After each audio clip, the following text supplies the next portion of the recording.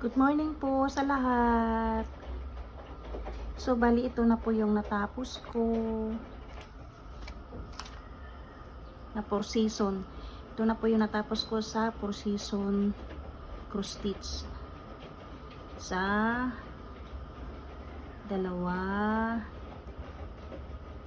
tatlo, and then ay yung pang-apat po ay nagsisimula na po ang pang-apat. Ito po yung pang-apat.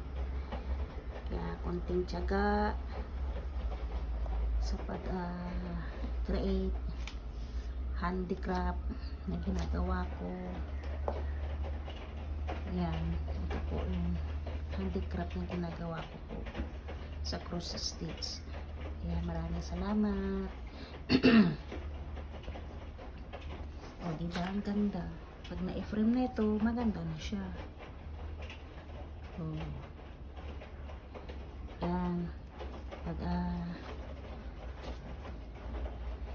kaya ito lang ang aking ginagawa. Obra cross stitch, nagtatahi, libangan ko pag yan po, ito na po. So bali yung ibon po ang aking tinatapos sa ngayon, kaya sinumuran ko yung ibon. Ito na po yung pang-apat na ginagawa ko para sa one set.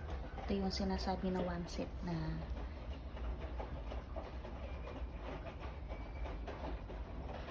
one set po yan. So bali apat po yan. Kaya natapos ko na rin po yung tatlo.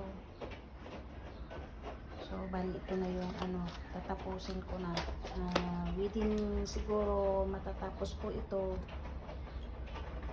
1.5 months. Natatapusin ko po yan.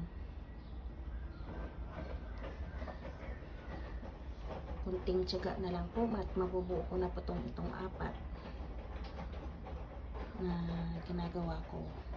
Kaya pag may tiyaga, may niraga.